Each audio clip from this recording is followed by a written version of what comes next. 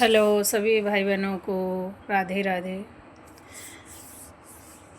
कुछ चीज़ें ऐसी होती हैं समाज में कि लोग अपने को दिखाने के लिए, चमकाने के लिए वो इतनी बड़ी-बड़ी बातें कह जाते हैं कि उनको ये तक समझ नहीं होती है कि हम बोल कहाँ से रहे हैं और क्या बोल रहे हैं हम। आपको किसी धर्म में आस्था नहीं है, किसी गुरु में आपको आस्था नहीं है, तो आप मत मानिए। जिसको अपने धर्म में आस्था है, चाहे वो हिंदू हो, मुस्लिम हो, उन पर उँगली मत उठाइए।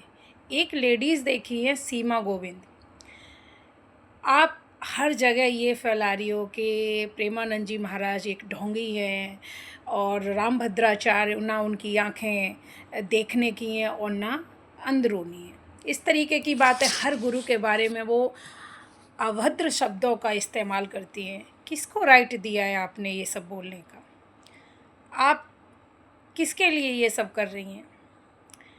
सभी जानते हैं कि भगवान कहीं भी नहीं है, किसी मूर्ति में भी नहीं है, किसी मंदिर में नहीं है, मगर मंदिर सभी के लिए एक आस्था का प्रतीक है।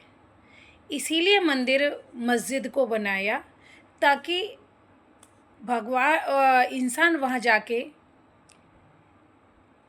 अपने आप को नतमस्तक कर सके, उसके अंदर कुछ ईश्वर के प्रति जागरूकता पैदा हो। अगर ये सब चीज़ें ना होंगी तो आदमी इतना भ्रष्ट हो जाएगा, इतना निर्दयी और राक्षस हो जाएगा कि सोच भी नहीं सकते हो। तो इस प्रकार के लोगों के लिए जो कि अज्ञानी हैं, उनके लिए ये मंदिर मस्जिद का चुनाव हुआ है। जो ज्ञानी होते हैं, समझदार होते हैं, उनको किसी मंदिर मस्जिद की ज़रूरत नहीं होती है।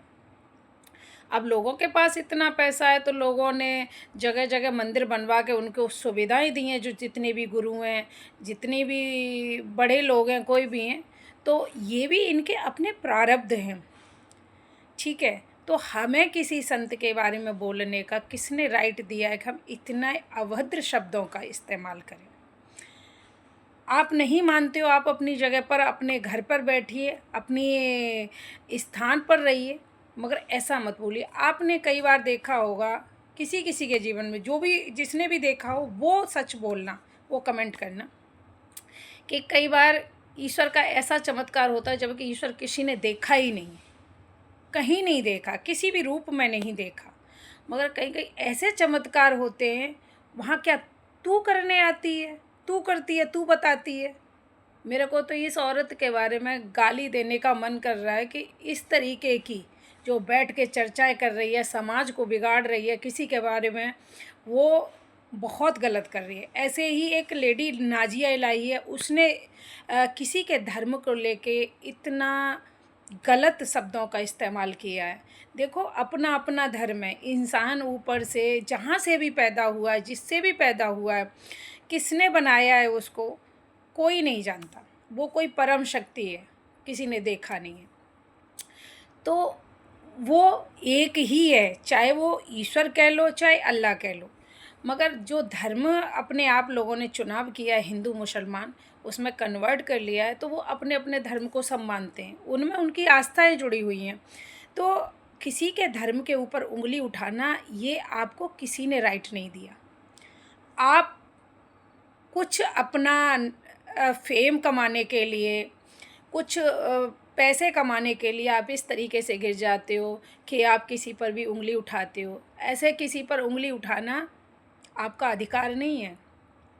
कोई भी भड़केगा इसमें। हम किसी के बारे में गलत बोल रहे हैं और हम किसी को अपशब्दों का इस्तेमाल कर रहे हैं, तो कहते हैं ना कि देर लगती है, मगर जो न्याय होता है ना उसका ऊपर वाले का, वो एक तरफ़ा होता है। ये लेडीज़ इतने दिनों से नाज़िया इलाही बोल रही थी, उल्टा-सीधा बोल रही थी। आज इसका ऐसा अंत हो रहा है कि हर कोई इसके खिलाफ़ है। तो वो परम शक्ति कब तक चुप बैठेगी? कब तक चुप बैठेगी? हम कहें कि आज ही वो उतर के हमारे लिए आ जाए, तो इतना बड़ा तुम भी मतलब आध्यात्मिक या वो नहीं हो कि आपने कोई पाप ही ना किया हो। आपके कहीं ना कहीं पाप हैं जो ईश्वर को न्याय करने में समय लगता है। आप क्या चाहते हो कि तुरंत ही न्याय हो जाए? आप ये चाहती हो जैसे सीमा गोविंद है और ये नाजिया इलाही है। नाजिया इलाही तो ये समझती है कि ईश्वर कुछ है ही नहीं, कोई शक्ति नहीं है, कुछ नहीं है, जो मैं बोल रही हूँ, मैं बड़ी बन जाऊँ, मैं नेता बन जाऊँ, तो इससे मेरी वाहवाही होगी। मगर मैं कहूँगी कि ऐसा कुछ नहीं होता है। ईश्वर की लाठी में आवाज़ नहीं होती। जैसे आज तेरे पर दुनिया इकट्ठी हो रही है, पब्लिक तेरे बारे में बुरा बुरा बोल रही है, तेरे खिलाफ सब खड़े, तुझे ये सोचना चाहिए तब बोलने से पहले। कहते हैं ना, ज़ुबान से शब्दों का उन्हीं का इस्तेमाल करो कि जहाँ कहीं वो फिट बैठ सकें, और तुम उन शब्दों का यूज करते हो ना तो वो फिट बैठते हैं और ना ही उनका कोई महत्व होता है। ऐसे ही ये सीमा गोविंद को कुछ समय से मैं देख रही हूँ, इसकी वीडियो, जहाँ भी बैठ जाती है एक नेता बन के और कुछ भी बोलती है किसी के बारे में। एक दिन तेरे पर ही वो जूता समाज का पड़ेगा कि तू छुपने के लिए जगह नहीं मिलेगी। प्रेमानंद जी महाराज ने पूरा जीवन त्याग दिया। अगर चाहते तो वो भी अपना पारिवारिक जीवन जी सकते थे, गृहस्थ में रह सकते थे। उनके दिमाग में, उनके दिल में क्यों विचार आया कि मैं जंगलों में रहूं और मैं इस तरीके से भगवान की सेवा करूं, जबकि वो कुछ भी ऐसा नहीं करते हैं, कोई दिखावा नहीं है उनके अंदर। अगर वो कुछ गलत कर रहे हैं या उनके दिल से और दिमाग से कुछ गलत हो रहा है, तो भगवान बैठा है ना, हम जैसे सजा देंगे क्या? ये बहुत गलत है, किसी के प्रति आवाज़ गलत मत उठाओ। अगर तुम कुछ कर नहीं सकते हो तो किसी के बारे में बुरा भी मत बोलो, उस रास्ते से हट जाओ। मगर इस तरीके के अपशब्दों का इस्तेमाल मत करो जैसे ये सीमा गोविंद और नाजिया इलाही या एक एपी सिंह है, ऐसे लोग बोलते हैं। तुम ही राक्षस प्रवृत्ति के हो, सच का कहा जाए तो तुम ही नालायक हो, राक्षस हो, तुम में ज्ञान नाम की चीज़ नहीं है बिल्कुल भी। वो कह रही है सीमा गोविंद के मैं वहाँ पर गई थी और निधि वन में पाखंड हो रहा है। अरे पाखंड हो रहा है और वो हो रहा है तो तू ही बोलने के लिए छोड़ दी है क्या? तेरे सामने भगवान उतर के आ जाए कि मैं दे यहाँ खड़ा हूँ?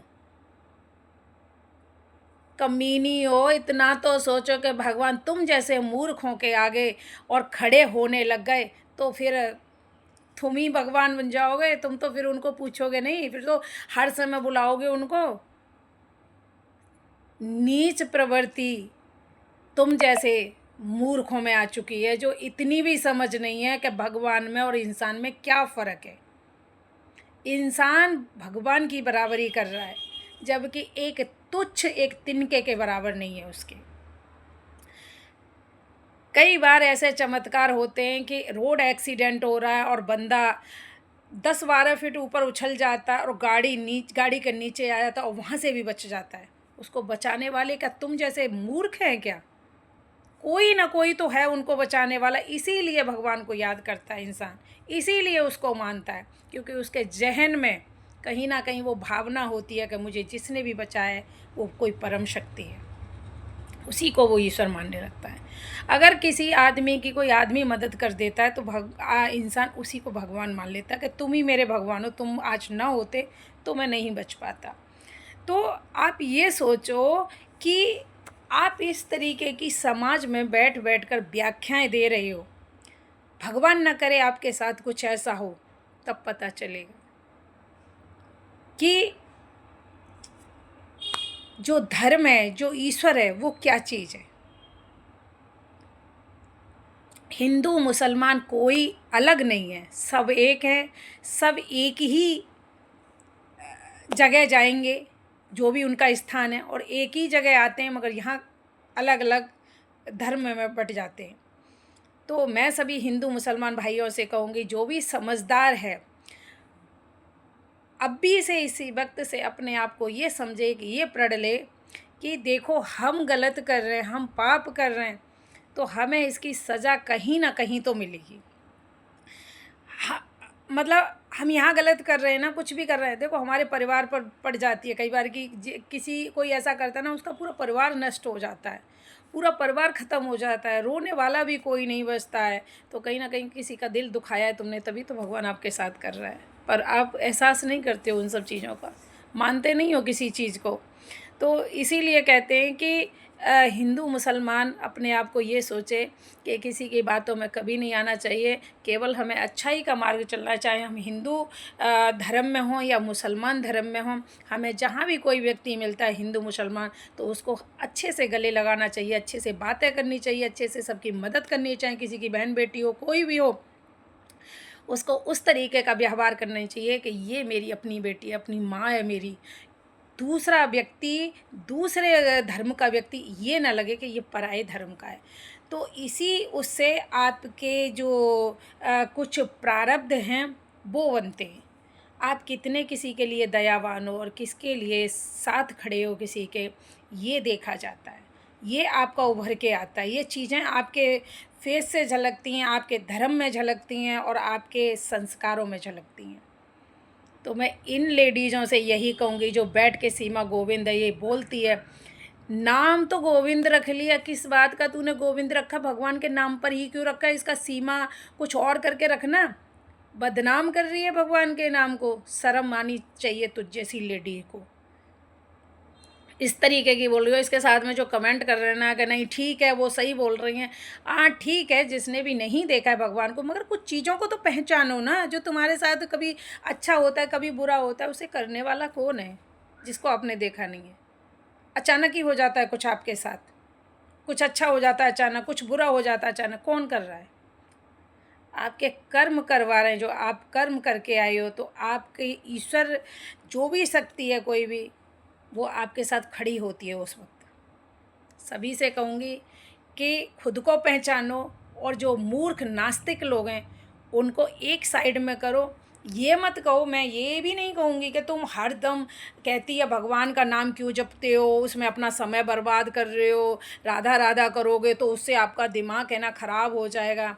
अरे मूर्ख औरत, इतना मत किसी के बारे में बोल। अरे जिसकी जैसी आस्था है वो जैसा ले रहा है, अगर वो राधा के नाम पर, कृष्ण के नाम पर अगर वो कुछ और कर रहा है जैसे तू बोल रही है उस टाइप से बोलेगा, तो क्या उसका दिमाग अच्छा होगा?